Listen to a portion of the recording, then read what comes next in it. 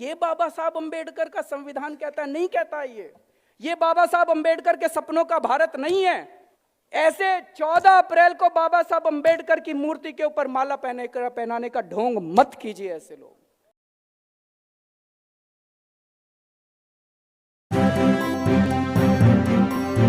Media voice, आपकी आवाज। प्यारे प्यारे बहनों, भाइयों, माताओं, बुजुर्गों, बच्चों, सब लोगों को मेरा नमस्कार, सब लोगों को मेरा प्रणाम। आज हम लोग एक बहुत बड़े महापुरुष के जन्म दिवस को मनाने के लिए इकट्ठे हुए हैं, जिन्होंने हमारे देश का संविधान लिखा, जिन्होंने मानवता के लिए काम किया। बाबा साहब अंबेडकर केवल दलितों के नेता नहीं थे, वो पूरे देश के नेता नहीं थे, वो पूरी दुनिया के नेता थे। वो एक ऐसे शख्स थे जिन्होंने एयर कंडीशनड कमरे के अंदर बैठ के कोई किताबें नहीं लिखी थी। वो एक ऐसे शख्स थे जो एक आम परिवार में पैदा हुए, उन्होंने छुआछूत को भुगता, अपनी जिंदगी के अंदर अन्याय को भुगता, और वहां से उनके विचार निकल के आए और धीरे धीरे उन्होंने पूरे देश नहीं पूरी दुनिया के अंदर अपना लोहा स्थापित किया। आज पूरे दुनिया के लोग उनके बताए हुए रास्ते, उनके संदेश के ऊपर चलने की कोशिश कर रहे हैं। पूरी दुनिया के लोग उनका लोहा मानते हैं। सबसे बड़ी बात मैं उनकी जिंदगी में एक चीज मानता हूं, और वो है उनकी हिम्मत। उनमें अद्भुत साहस था। इतनी विषम परिस्थितियां उनके जीवन में आई। कई बार हम लोगों का जो संघर्ष है, हम लोगों के जीवन में भी कई बार ऐसे उतार चढ़ाव आते हैं जब हम लोग भी कई बार हतोत्साहित हो जाते हैं। उस वक्त मैं अपने मोबाइल फोन पे, इंटरनेट पे जाता हूं, बाबा साहब अंबेडकर का जीवन निकाल लेते हैं, और उनके जीवन के 2 पन्ने पढ़ लो तो फिर इंस्पिरेशन आ जाती है, फिर ऊर्जा आ जाती है, फिर लड़ने की ताकत आ जाती है। लेकिन एक चीज है, उन्होंने जो संदेश दिए, संविधान के अंदर उन्होंने जो कुछ भी लिखा, आज भी उनके सपने अधूरे हैं। आजादी के 67 साल के बाद भी आज भी वही बातें, सारी की सारी वही बातें आज भी हमारे समाज के अंदर, आज भी हमारी राजनीति के अंदर वही विसंगतियां कायम हैं, जिनके लिए वो लड़ते लड़ते उन्होंने अपनी जान कुर्बान कर दी, जिसके लिए वो पूरी जिंदगी लड़ते रहे। दोस्तों, मैं देख रहा था आज पूरे देश के अंदर बाबा साहब अंबेडकर का बड़ी धूमधाम के साथ जन्म दिवस मनाया जा रहा है। अलग अलग पार्टी के नेता, अलग अलग पार्टियां उनकी मूर्ति पर मालाएं चढ़ा रही हैं। बड़े अच्छी बात है, करना चाहिए।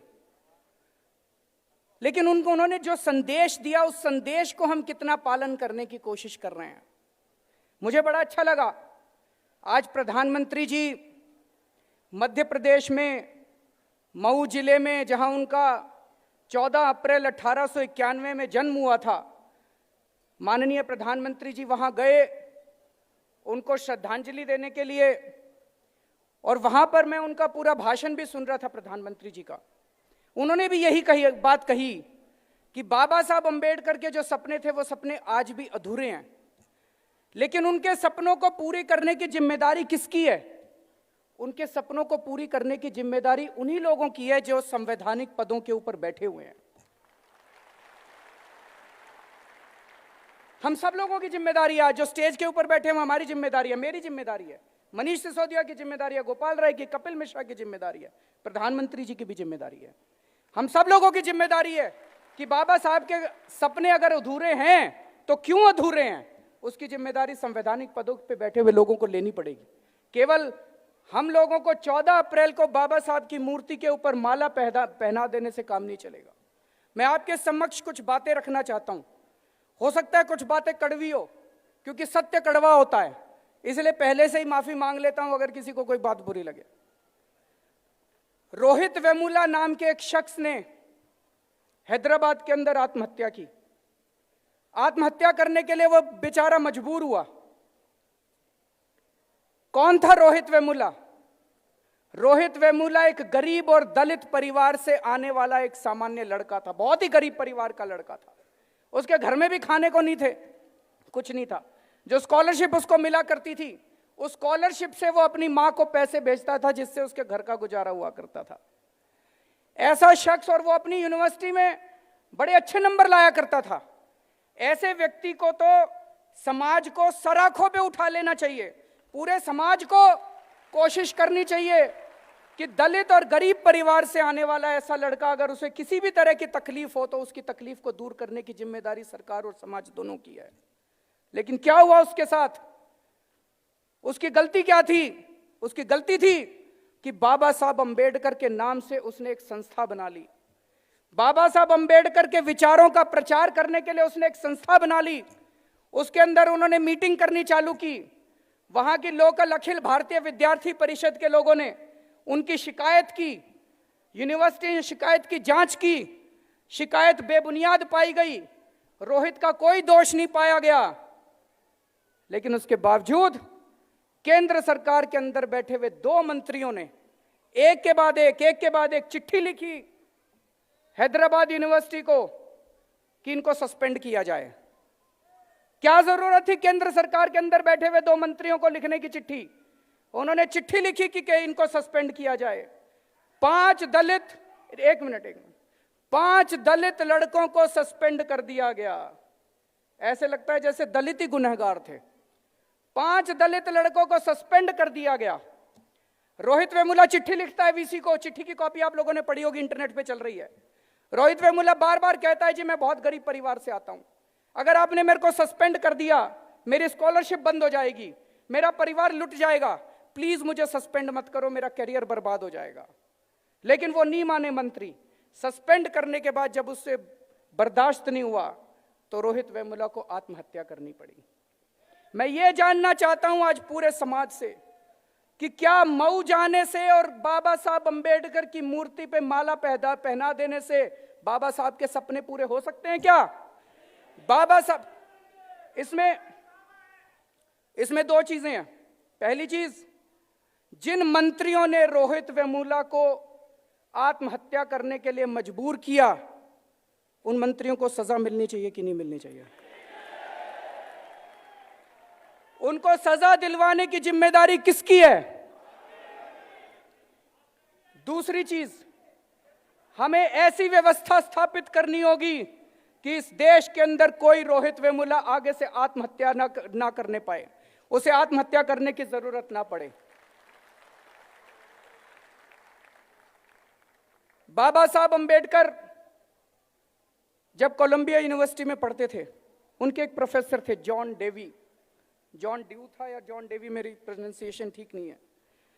वो उनको बहुत मानते थे बाबा साहब अंबेडकर, जॉन डेवी साहब को। जॉन डेवी साहब का कहना था कि अगर हमें समाज से अन्याय खत्म करना है, अगर हमें समाज से गैर बराबरी खत्म करनी है, तो शिक्षा अकेली शिक्षा कर सकती है। बाबा साहब अंबेडकर को इस पे उनसे असहमति थी। बाबा साहब अंबेडकर का कहना था कि शिक्षा बहुत जरूरी है, लेकिन शिक्षा के साथ साथ संविधान के अंदर केवल शिक्षा से काम नहीं चलेगा। शिक्षा तो होनी है, लेकिन केवल शिक्षा के भरोसे रह गए तो कई साल लग जाएंगे। उन्होंने कहा संविधान के अंदर बराबरी का हक डालो और संवैधानिक पदों के ऊपर रहने वाले लोगों पर यह जिम्मेदारी करो कि अगर कोई बराबरी का हक ना दे तो उनके खिलाफ कार्रवाई की जाए। आज जब रोहित वेमुला आत्महत्या करता है तो संवैधानिक पदों पर रहने वाले लोग क्या कर रहे हैं, अभी तक उसके ऊपर कार्रवाई क्यों नहीं हुई है? यह सबसे बड़ी बात है। संविधान बहुत खूबसूरत है, संविधान करिश्माई है। इससे बड़ा करिश्मा संविधान का क्या हो सकता है कि मेरे जैसा आम आदमी जिसकी कोई हैसियत नहीं है, ये जितने एमएलए बैठे हैं इनमें से किसी की कोई हैसियत नहीं है, ये जितने मंच पे बैठे हैं इनकी किसी की कोई हैसियत नहीं है, हम जैसे लोग इस करिश्माई संविधान की वजह से मुख्यमंत्री बन जाते हैं। इससे बड़ा करिश्मा क्या हो सकता है? संविधान बहुत ही खूबसूरत है। संविधान दुनिया का सबसे बेहतरीन डॉक्यूमेंट है जो बाबा साहब अंबेडकर ने बनाया, लेकिन आज हमारे देश की सारी प्रॉब्लम्स की जड़ यह है कि इस संविधान के परखच्चे उड़ाए जा रहे हैं, इस संविधान को लागू नहीं किया जा रहा है। बाबा साहब अंबेडकर ने 3 शब्द दिए, बहुत ही खूबसूरत शब्द हैं, जिनको प्रीएम्बल के अंदर डाला गया है। Liberty, equality and fraternity. आजादी, बराबरी और भाईचारा। लेकिन आज मैं पूछना चाहता हूं कि इन तीनों शब्दों के परखच्चे उड़ाए जा रहे हैं। क्या एक आम आदमी इस देश के अंदर बोलने की भी आजादी रखता है? वो तय करते हैं क्या बोलोगे क्या नहीं बोलोगे। वो कहते हैं कश्मीर में है तो भारत माता की जय नहीं बोलोगे, कश्मीर के बाहर हो तो बोलोगे। अगर कश्मीर में भारत माता की जय बोल दी तो मारेंगे तुमको, और कश्मीर के बाहर तुमने भारत माता की जय बोल दी तो पीटेंगे तुमको, गला काट देंगे तुम्हारा। आज क्या इस देश के अंदर बोलने की आजादी है? नहीं है। आज क्या इस देश के अंदर बराबरी की आजादी है? नहीं है। आज क्या इस देश के अंदर भाईचारा है? क्या बाबा साहब अंबेडकर ये कहते थे कि ये बोले तो इसको मारो, ये ना बोले तो उसको मारो? वो भाईचारे की बात करते थे। उन्होंने संघर्ष किया, उन्होंने किसी ऊंची जाति वाले लोग अगर अन्याय करते थे उनके खिलाफ भी संघर्ष किया, लेकिन उन्होंने नफरत नहीं की, उन्होंने कभी नफरत नहीं फैलाई, उन्होंने हिंसा नहीं की, उन्होंने कभी ये नहीं किया कि इससे इसको लड़ाओ, इससे इसको लड़ाओ। आज क्या देश के अंदर जो लोग आज माला पहना रहे हैं बाबा साहब अंबेडकर को, क्या वो देश के अंदर भाईचारा फैला रहे हैं? नहीं फैला रहे हैं। वो कह रहे हैं ये देशभक्त है, ये देशद्रोही है, ये कश्मीरी है, ये नॉन कश्मीरी है, ये जेएनयू वाला है, ये नॉन जेएनयू वाला है।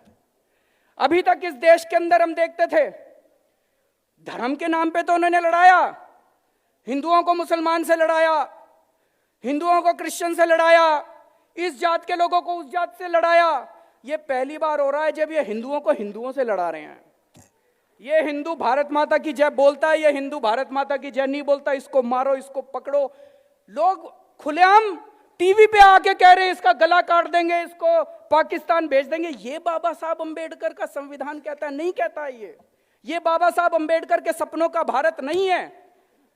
ऐसे 14 अप्रैल को बाबा साहब अंबेडकर की मूर्ति के ऊपर माला पहनाने का ढोंग मत कीजिए ऐसे लोग।